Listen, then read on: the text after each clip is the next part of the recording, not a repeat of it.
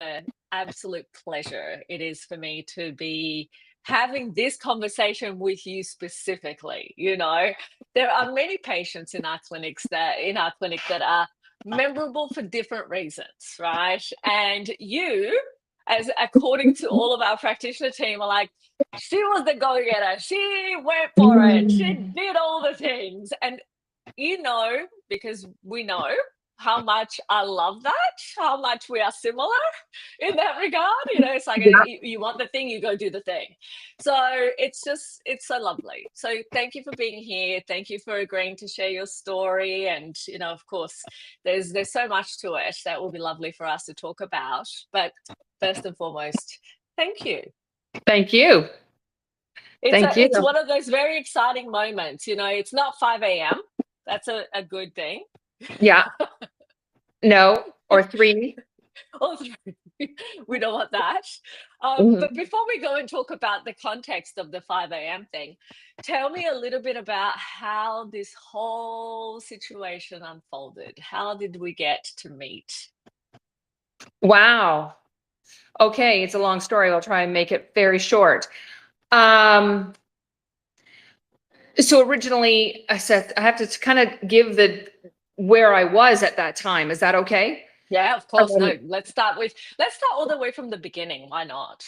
Yes. Okay. So we're originally from Ontario, just outside of Toronto, and I meet Tom and figure he was the problem. Time goes on, and what made you think that, though? Let me just okay, tease this out a little bit. he has previous children from previous relationships. I was 38. He was almost 40 when we met, and he had a vasectomy. So he had asked, "Did you want to have children?" At that point, I owned my own hairdressing business, and I was like, "Well, I don't know. We'll see." I always did. And then as the relationship proceeded, then we were more into, yes, we would love to have a child together. And so we started investigating, and we had him reversed, and it didn't work. And then they did it a second time, and it didn't work. And, God love him. He's a saint, really. By the time I'm finished with this story, you'll be like, oh my gosh, a man did this. He did all those things? Yeah. And so then that urologist passed us on to a fertility clinic just outside of Toronto, Markham Fertility. And they went in and said they'd have to take aspirates out of him. So they took 5 needles. There was nothing. And in one shot. And for those watching at home, that means literally big needle, testicles, trying to get sperm out of the testicles through a needle. Awake. Mm-hmm. And yes. they had no sperm. And so his next suggestion was, we will have to open up and do a testicle biopsy. And sorry, I blocked that off. And so I think yeah. Go ahead. Sorry about that. I turned everything off, okay. but that's okay.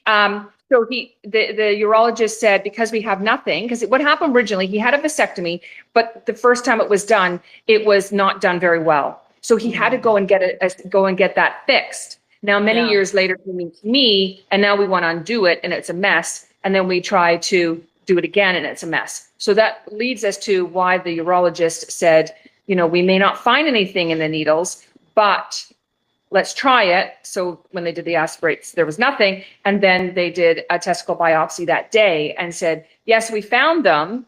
Now we're going to freeze them, and we'll see how they are the day of retrieval.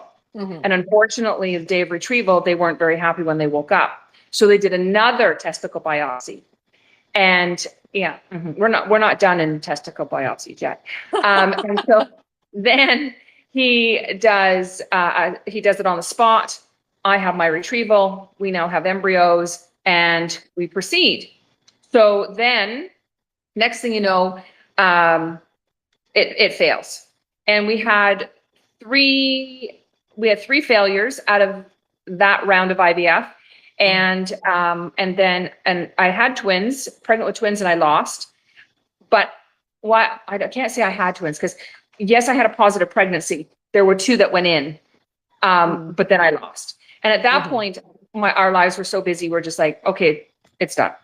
So Yeah. then we move out of provinces a couple years later, and there was a fire in 2015 in Fort McMurray, Alberta, and someone has said, you know, how come you don't have children? And I said, well, I'm old. By this point, I'm 44. And so then, but it kind of woke up that feeling in my body again. And so when we all returned back to our homes, I went to the doctor, they did blood work, and she's like, you really have high egg reserve. You really should look into this, but I can't promise you I can find you a fertility clinic that's going to take you at your age with your own eggs. So sure enough, I was denied by 2. And then at that point, it's over. We now, that same summer of the fire of 2016, actually, we now go to Mexico, and lo and behold, at the end of the day, or at the end of the week, we're now getting back to our hotel room, and Joe and I slip into a pool with 2 Mexican girls, and we just got chatting, and Tom gets chatting, and it was like simple as talking to you. What do you do for a living? What do you do for a living? And she pops up and says, I'm a fertility specialist. And I just nearly like, what? Wait a minute. You're what? I'm like, here's my story. And she said, I'll treat you up to the age of 50 with your own eggs. 6 months later, I land in Guadalajara, Mexico, and we go through another round of IVF. And I had a little girl, because in Mexico, they tell you the sex. And that failed. And then I had another. So at how many weeks did you find out that you were pregnant? Always between 6 to 8 weeks. Right. And then I did 3 rounds of IVF, which means Tom had to be opened up again, testicle biopsy 2 more times. I believe his sperm is still sitting in Guadalajara. Let's go for some more babies. Yeah, right. Not sure if they're using it, but anyways, so anyways, we then, at that point, I had a boy, and that failed. And then we did another round. And at that point, I didn't know anything was going on. We didn't know any sex or anything like that. And we just took a break and sat back. And then I decided thinking that I knew it wasn't Mexico per se that was my issue. And the more now I'm digging even farther, like, okay, this is not you, Tom, is my problem. It seems to be me. I can get pregnant, but I can't carry it. What is happening? So then I started to really, dive into more research. And I always kind of led to the more natural side of things versus to the Western doctors in a sense. But I knew that I needed an immunologist at that point. And so I shipped my embryos from Mexico up to Toronto, and I found an immunologist who owns Create Fertility. Well, I'm telling him what to do. And I'm like, I don't want normal IVF. So I'm flying now from Alberta into Toronto, and I'm like, I don't want normal blood. I need you to get deeper. Well, it's going to cost you. Well, I've gotten this far. In the meantime of all this happening, at this point, you have had, by this stage, you've had what, 4 or 5 IVF cycles? 6 IVF cycles, 4 miscarriages. Yep. So it's ongoing. Right. And so how originally I found about an immunologist, and how there's not a lot of them in Canada, and then that there is one which owns Create Fertility. I was on American Immunology Reproductive Facebook page. At that point, that's when I educated myself about an immunologist, and then I went to him, and then he only took me so far, and then those embryos were there still. So I'm now in Alberta, and it was COVID time, but before then, so flying into Create Fertility to do a transfer, I failed. I had another meeting with him and said, why is this happening? Well, it could do this and could do that, and we can give you, and I can't remember, of course, I always had the medication on my tip of my tongue, and it's a tough one, I can't even think of it. And it was almost like a cancer drug, and I'm like, what the heck why would I want to take that? But in the meantime, through all this research, I now have tapped into a page with an acupuncturist out of Alberta, or sorry, out of British Columbia. Spencer, something, I can't remember him. Anyway, let's not mention names.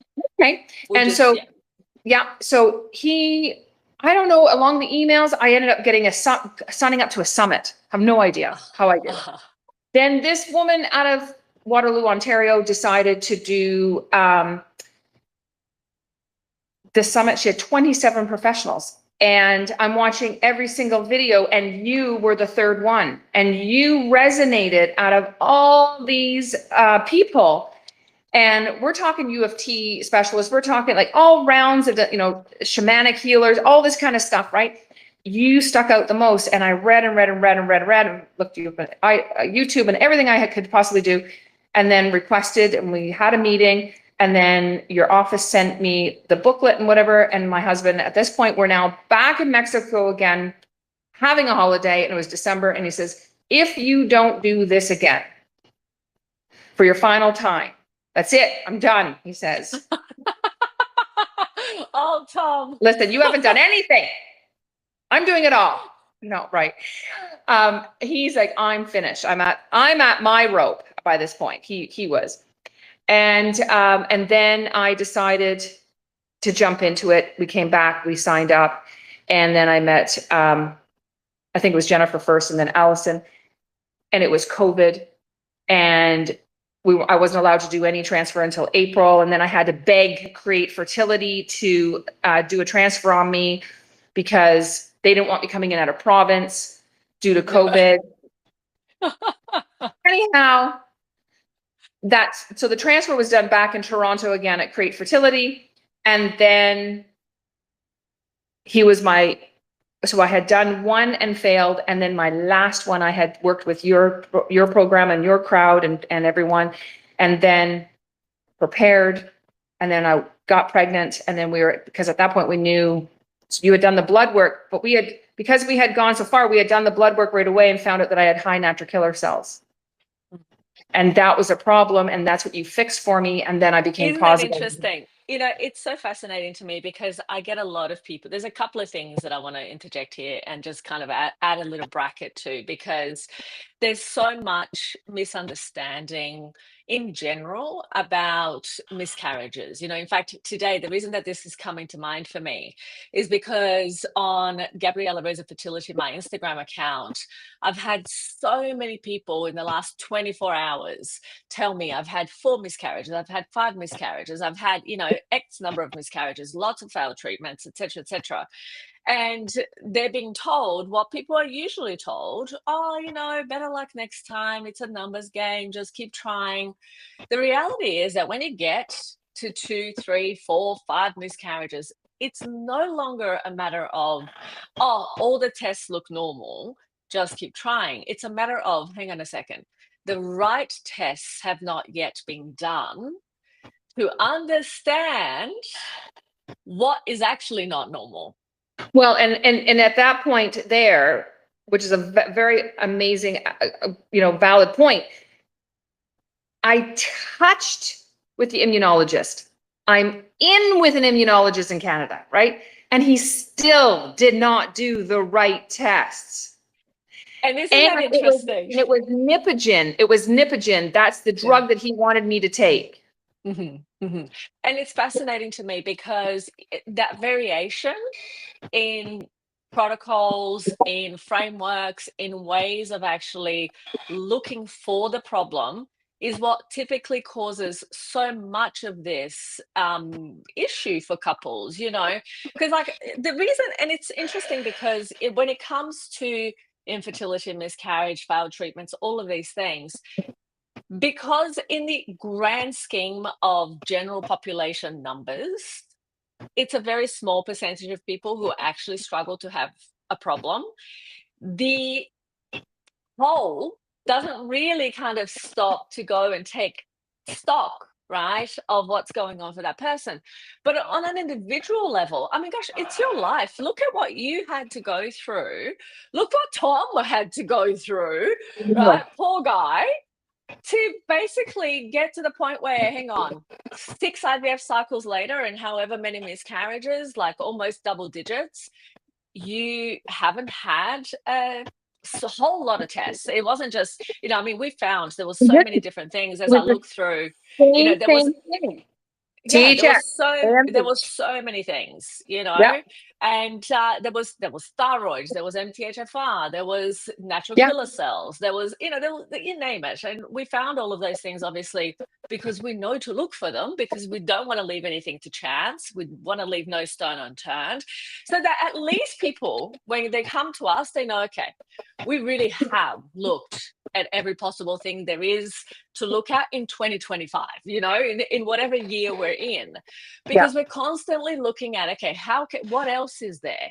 Like, what is the leading edge in terms of understanding more for our patients, because our patients are in your kind of situation. They've tried what they think is everything and nothing has worked, right? So it's so important. But it just reminds me, that taking that thinking on board and just going and believing it, right? Believing that it is really just a numbers game, or that it is just, a matter of luck, is really And, dangerous. and I think that's what obviously really infuriated me after I have like shipped these embryos to Toronto.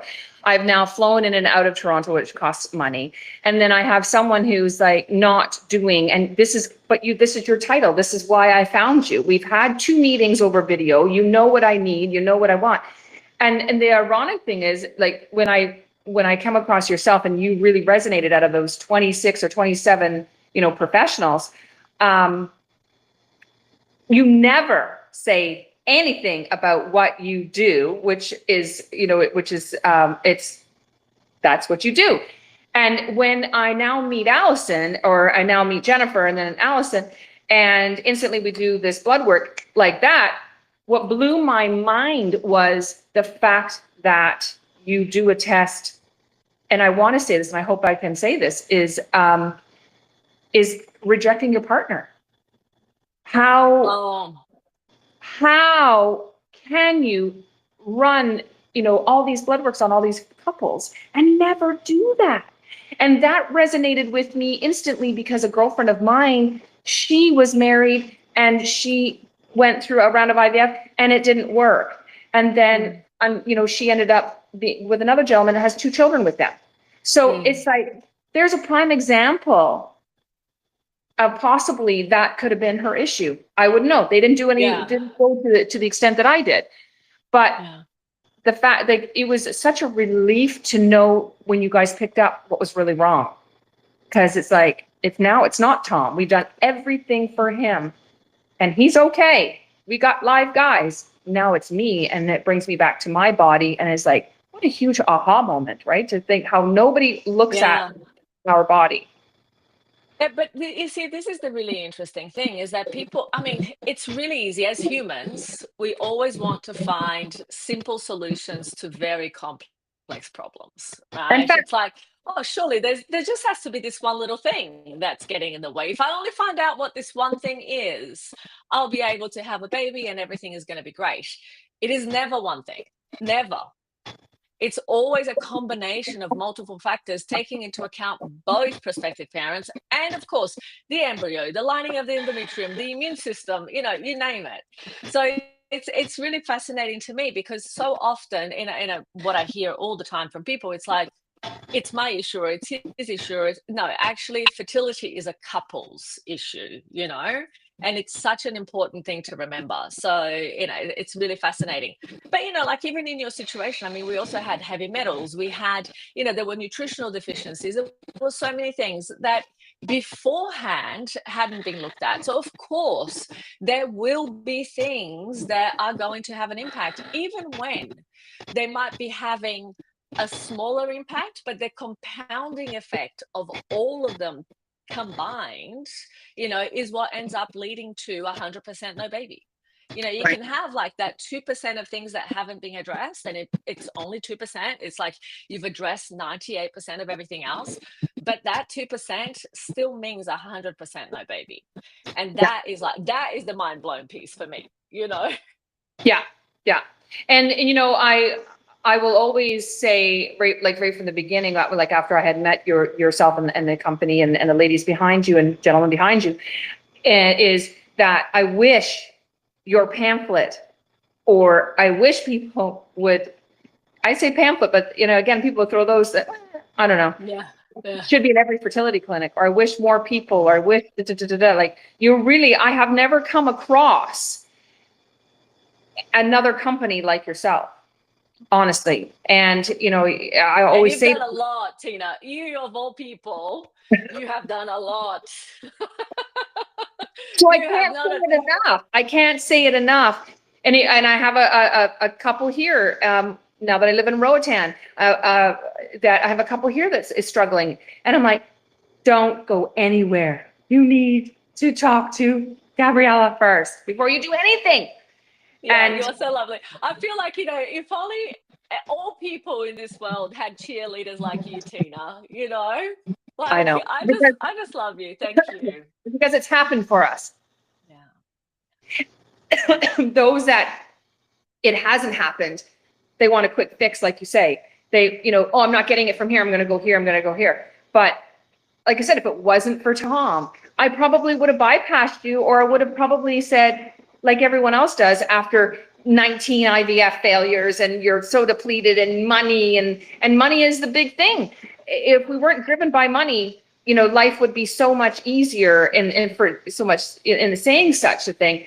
But yeah, we were tapped out at this point. Yeah. And yet Which, IVF in Mexico is way cheaper than IVF in Canada.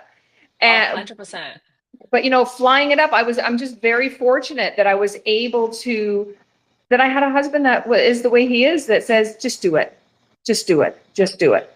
And I knew another couple that, they went to the States and they got a line of credit. And that was in my early stages of starting my journey. And I was like, really? But you know what? You do what you got to do to get your end result. Yeah. And that was him that said, you have to do this. And if it doesn't work, you've done everything you possibly can, and then you can rest. And that's what I did. And it's really fascinating that you say that too, because I think that it really does come to a point where people have to draw a line in the sand, right? There is that aspect of like going, okay, at what point do we say enough is enough?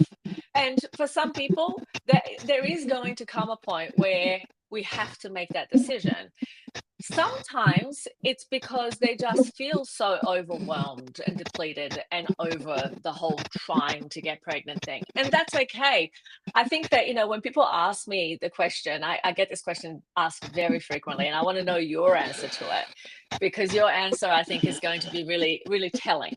But when I get asked the question, how do I know if I should keep trying, right? And for me, I always say the same thing. First of all, But the thing that most people don't quite realize is that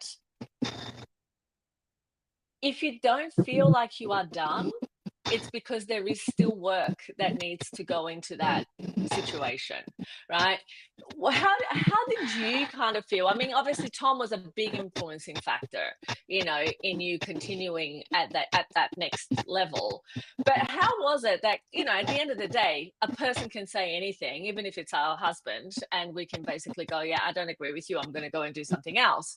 So what was it inside you that basically went, yeah, actually, maybe he's right, and maybe this is what I should do? Like, what led you to kind of keep going after everything that you had tried that hadn't worked? Oh, this is going to sound really, really weird to a lot of people, like totally outrageous. I'm very spiritual, not necessarily in the religion side of the world, which I truly love, and I do believe I'm blessed, and all that kind of good stuff.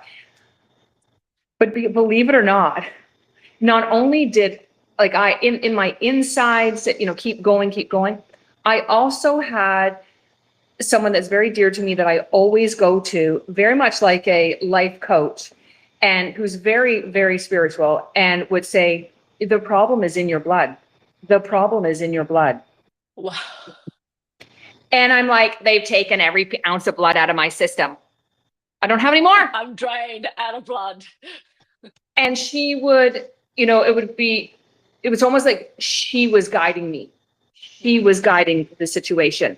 And I know it sounds outrageous and crazy. And, people love to gamble and love to smoke and love to drink. But this is kind of something that is, I like it and I dabble in it. And I'm like, I'll put that in the back of my mind and I'm going to see if that happens. I'm not a life, this is my world and I'm going to make sure it happens. No.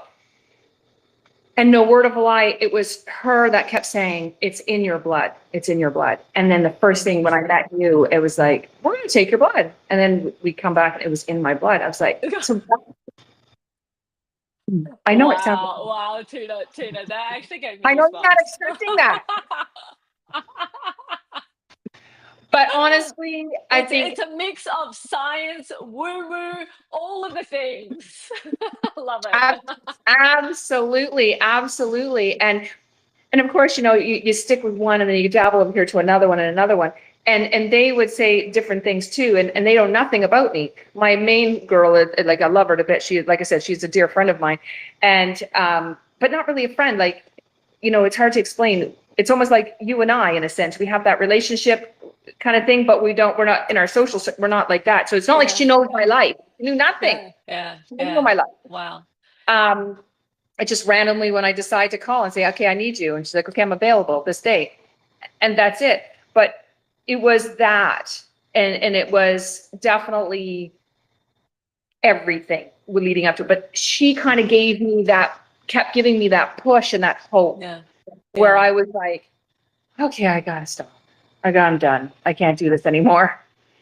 And then that was the last thing when she said about the blood. And then I'm like, and then Tom's like, do it. You've got to, join the group, join the program. And then when you came up with the blood, I was like, oh my God, that's amazing. Like how that just came about. And then at that point, it was just keep going. Yeah, it's sometimes these things there are no explanations. Like I just kind of go like, think how you meet some people, how you end up hearing about something, or like it's just so random. Something it seems so random sometimes. Let me tell you right? what was random. I was on the plane going to Toronto. The woman that was hosting this summit that you were on. Yeah. Her friend was sitting next to me on the plane. No. I had no idea. That is extreme. So how did you even find that out? You guys come up on the screen together. I'm muted. I've got my earphones in, and this woman is sitting right here who literally could see, couldn't hear. And she says to me at the end, that woman there is a good friend of mine, blah, blah, blah. And I was just like, oh my, what are the chances? Okay. You are full of the randoms, Tina. This is one of the reasons I love you. I know. Now, the funniest thing. So look, by this stage, let's just do a quick recap for the people at home. 9 years of infertility. You had done 6 failed IVF cycles, 4 miscarriages, probably more miscarriages, but I lost count of how many miscarriages. But then we get started, we start looking at things, we find obviously quite a lot of different aspects that are getting in the way. And then you were on the program for about 8 months, I remember? Am I remembering it correctly? Before you then Allison dumped me at 14 weeks. We broke she up. loves you, by the way. She just loves you. Like when I told her that I was going to do Creation Story, which is like, oh, Tina. They probably thought I was nuts. No, you know what? It's like we have lots of nuts patients, like with all the love. I say that with all the love, right? But you have to be nuts, Tina. To do this. Tina, you have to be nuts to continue pushing in the face of everything failing, like to continue looking for answers, to persevere in the face of what infertility and recurrent miscarriage actually is. And I'm not talking about the people who literally have been trying for a year, go to IVF and conceive the first try.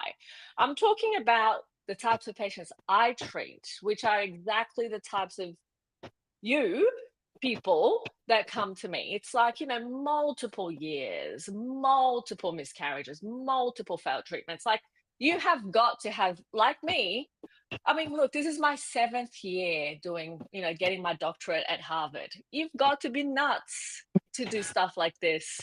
7 years, Tina, 7 years. So, the I reality know. of it, And the fly across the reality of it, world. that Uh-huh. nuts end up finding nuts, and then we love each other. That's just how it is. Yeah. And that's the thing is like when I found Zaida in a pool in Cancun, what are the chances with a cocktail Yeah. in our hands talking about fertility? You know what I mean? It's like, who are you? Where did you come from? I could have been anywhere on this Yes. resort, and You here could you be are. talking to, like, an engineer. I mean, God knows. And then it went from there, and I missed this spot. So that happened, and then I was going through all my stuff, and then I was seeing a naturopath in Ontario, and she had done a whole bunch of heavy metal testing and all that kind of stuff, and came to the very end. And actually, she was also one of the main pushes too. Was, if you were my daughter, Tina, I would tell you to go to Australia. That's exactly how she said it.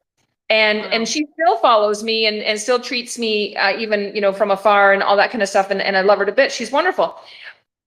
But that was another, you need to do this. Yeah. And then Yeah. my other person, and and my husband, and things like that. Tell me, I want to know, because I get asked this question and I have my answer, but I want to know what your answer would be. When people say to me, so tell me, how are you different to other clinics, or, IVF doctors, or other naturopaths, whatever, right? What were your words? What would you say? How are we different? Oh, you instantly are about immunology. You're instantly biochemistry, the body biochemistry. You're instantly the body. That's where we need to start. I don't think anyone knows where to start. That's the problem. And then when you go to a clinic, and there's many people that have jumped from clinic to clinic because you think, oh, it must be the clinic, must be the clinic. And I'm 3, right? Like originally Toronto, then Mexico. I never thought Mexico was my problem. And I'm still friends with that doctor. She's a doll, but very scientific.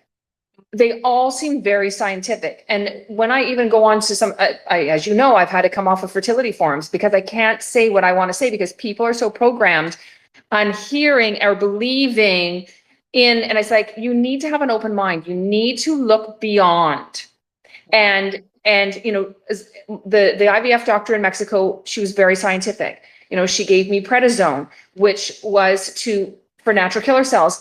Well, that's not strong enough, clearly. And I had been, no, I had stopped, like, obviously, and by that point, the embryos were in Toronto. But she and I would still talk, and I would always tell her what you would do. And I said, if you ever open up your own clinic, you need to bring a naturopath in. She goes, I'd be laughed at. Well, it's interesting. Right? She said, I would be laughed at. In the colleagues that I am with and around, they would laugh at me. And I said, only for a minute, until they started seeing the Until you see result. the results. Yeah. That's the funniest part of all. I had a really interesting conversation with this IVF doctor once that actually was one of the reasons why I went to Harvard, because I was like, oh my God, you have got to be kidding me. But we won't say names, but basically, when this conversation was going on, I was like, yeah, clearly, like, this is one of the reasons why we need to validate the work that we do, and why I decided to really take this path, because truly the effectiveness of, and the reason is, here's how I would describe what you've just said. We're very systematic and very methodical, very science based, but we don't ignore the holistic nature of the body. You see, a person trying to conceive isn't just a set of testicles or ovaries. It is not just a body. It is a entire network Yeah. that corresponds and discusses and communicates throughout itself. Fertility isn't just about getting the egg and the sperm and having an embryo put back in. It's about a whole combination of factors that get to communicate in certain ways to lead to an outcome. And so unless you are really looking at things in integrative, holistic, very scientifically based way to systematically and methodically address all of the issues, we leave lots to chance. And that's why people keep going through cycle after cycle after cycle that doesn't work until they come to us and we go, okay, let's start from the beginning. And the fertile method, which is obviously the guide kind of, kind of north star that we utilize, that obviously I've spent the last 24 years refining and fine tuning, is essentially the process that we use to make sure that that we haven't forgotten something, that we haven't left things undone, and again, exactly what you said. They laugh until they see the results. Absolutely. And then they go, you know what? And then they go, oh, you want to do your PhD? I'll supervise you. I'm like, yeah, no, you will not. it's amazing, isn't it? It's amazing, isn't it? I had that experience. Yeah. Yeah, she's still very science-based. She hasn't brought, but again, it could be the country too. Like I said, it could be what you're into. I'm the type of person too, that if, I'm a hairdresser by trade, you sit in my chair, I peel you back like an onion to a fault. And where then your issues become my issues, and then I can't help you. And then, so anyways, we no longer do hair anymore. But so like even my son, I psychologically try to understand this little button, and I walk through life with him. Well, this is the same where I took my when it kind of consumed my life to do all of my research and advocate for myself, because I knew I had to peel back myself, my onion, and peel my skin off. And it was like, when I found yourself, it was like a flower blooming, like my flower finally opened, that I'm getting answers, and that you are going to do something different. And even if you came to a conclusion and went, Tina, you know what? Sorry, we can't help you. I then have done everything I possibly could. Right? Yeah, it's about closure as well, for sure. And have closure and could move on. I wasn't able to give myself closure. Like I knew I needed to keep pushing through. And then we had Spencer, and everyone kept saying, you're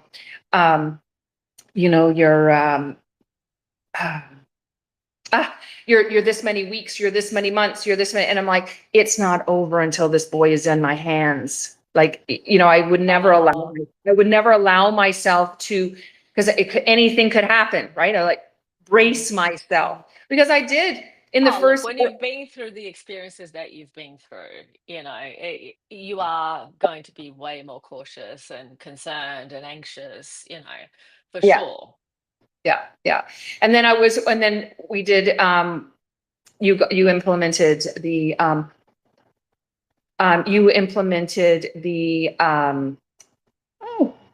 the IV fluid for the natural killer cells. And I would have to drive 5 hours to go and sit for 3 hours and turn around and drive another 5 hours back, because the town that my husband worked in was very remote, and there was nobody up there doing IV fluids. So, fortunately and unfortunately, this is what I did.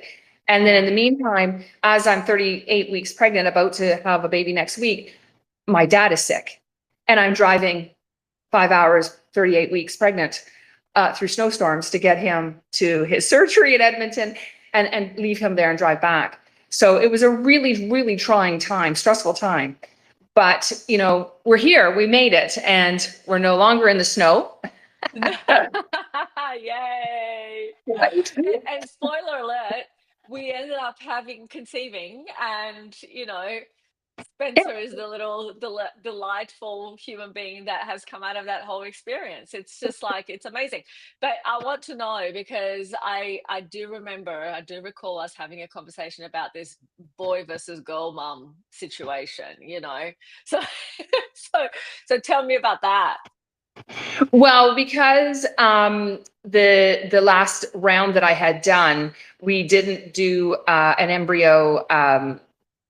We didn't do an embryo biopsy, so we didn't know what the sex were. So I couldn't choose what I wanted, and I was sure I was going to get a girl, because I wanted to do her hair, and I wanted to, dress her pretty and all that kind of stuff. And so when I went in for my 18 week or 21 week, they said, do you want to know the sex? I'm like, you don't need to tell me.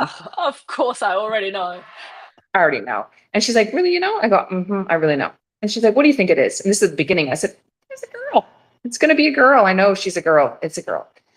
And so at the very end, she says, well, do you want me to put this in an envelope or do you want it? I'm like, I already know it's a girl. No problem. She goes, okay, here. And it was a boy. And I almost had a heart attack because I had convinced myself that she was a girl. Yes. And yeah, I already knew her name. Her name was going to be either Olivia Rose or Sophia Rose. My mother's name was Rose. And yeah, that's what it was. And so when it was a boy, I'm like, you've got to be kidding me. She goes, no, I'm letting you know it's a boy. And I'm like, okay. And I walked out like, call my husband. I go, guess what? He goes, what? I go, it's a boy. And he goes, well, that's a good thing. And I'm like, I don't know yet. Four ultrasounds later, I was like, are you sure it's a boy? I'm sure it's dropped off. Oh, yes. She goes, it's still there. It's still a boy.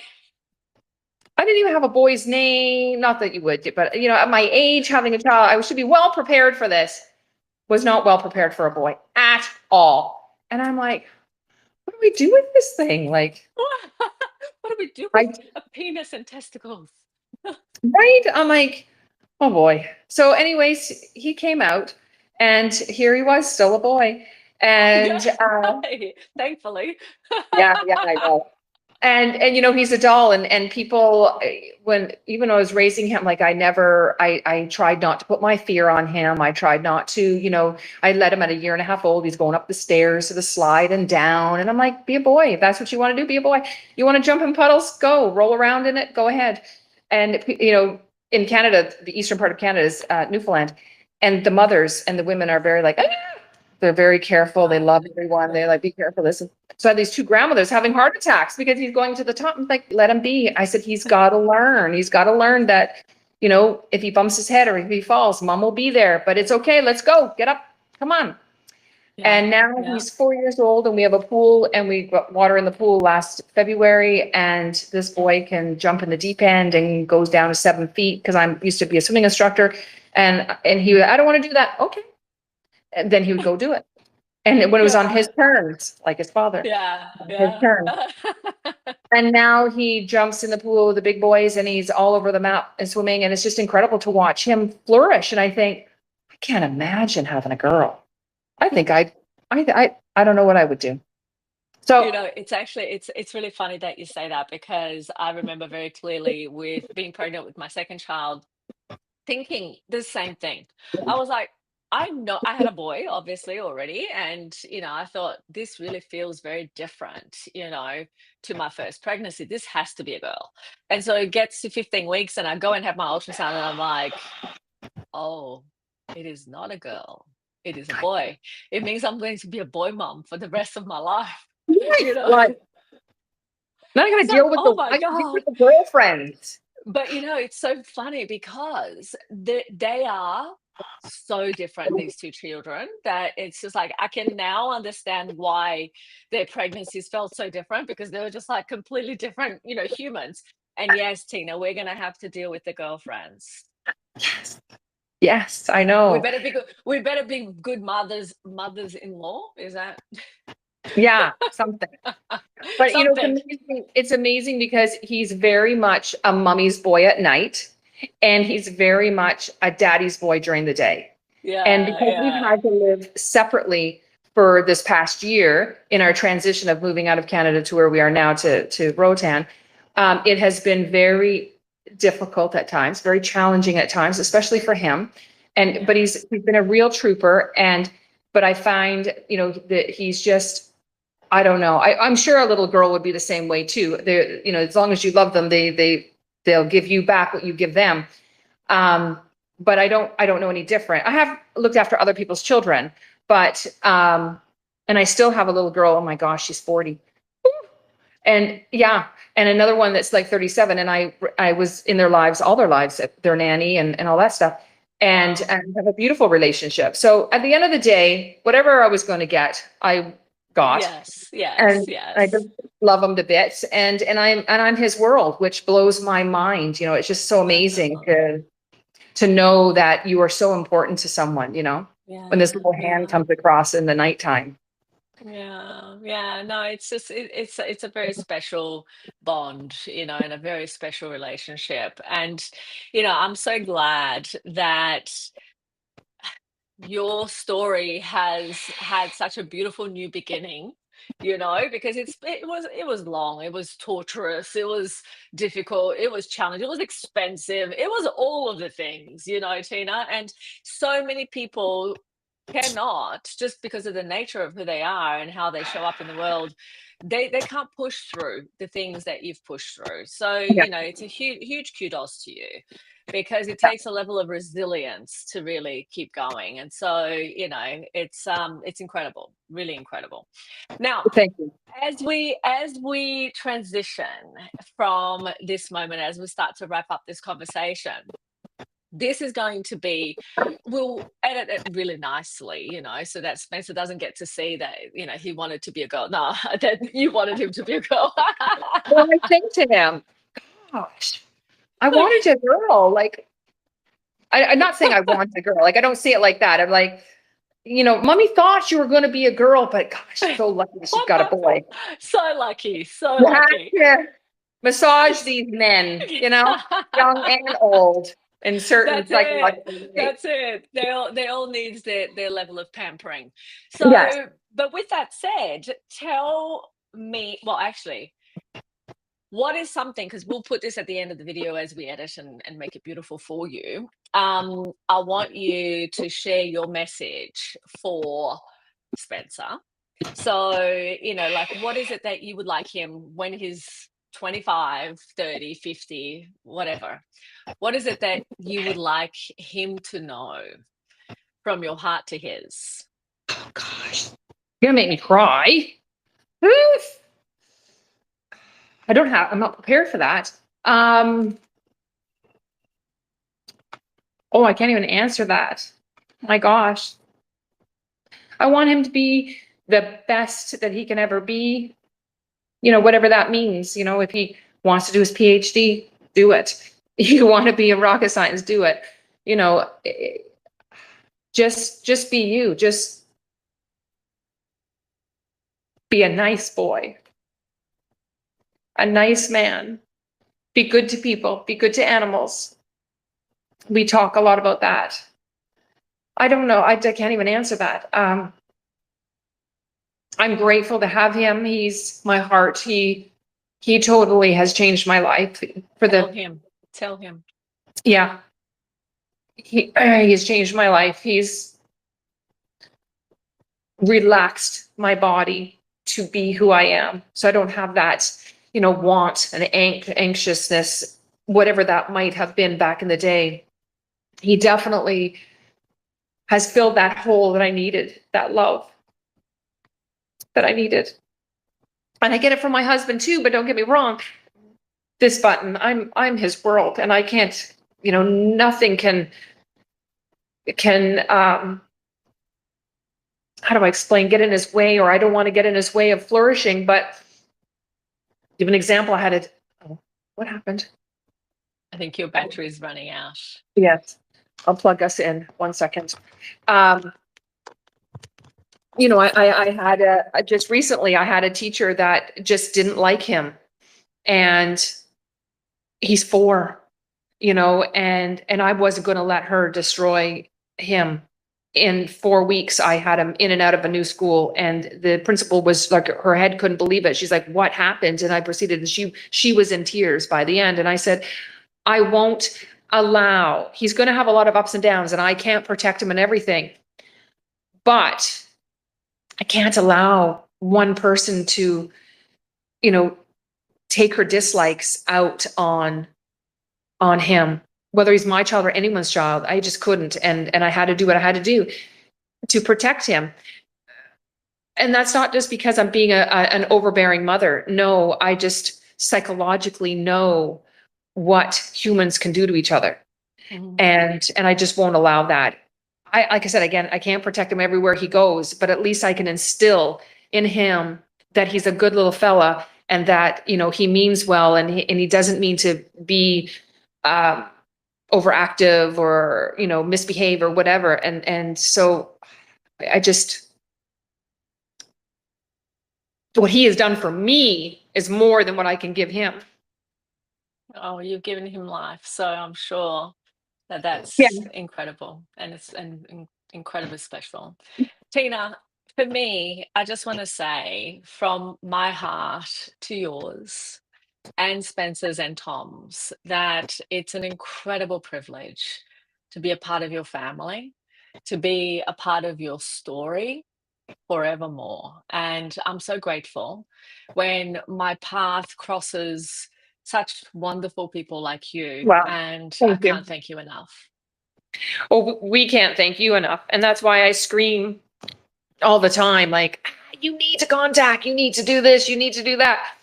You know, if you only did this at the beginning or whatever, you know, because so many people would be so more overjoyed and happy if they could find someone like yourself that's in their court that would give them that comfort that there's more. And I'm blessed that I have found you, and I'm blessed that you landed in an email that I had no idea how I even got. You know, that's where I think things happen around me. And I will always be your biggest cheerleader. Always. Oh my God, now you make me cry. Really?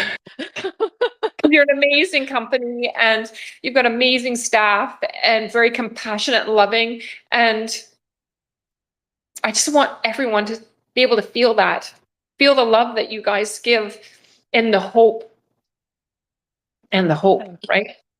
Thank you, my love. Thank you so much. Thank you for sharing your beautiful story. Thank Thanks you for for having being me. here. And I am sure that our paths will continue to cross. Oh, Lots for of sure. love. For sure. Thank Thanks so you. much. Thanks. Thanks.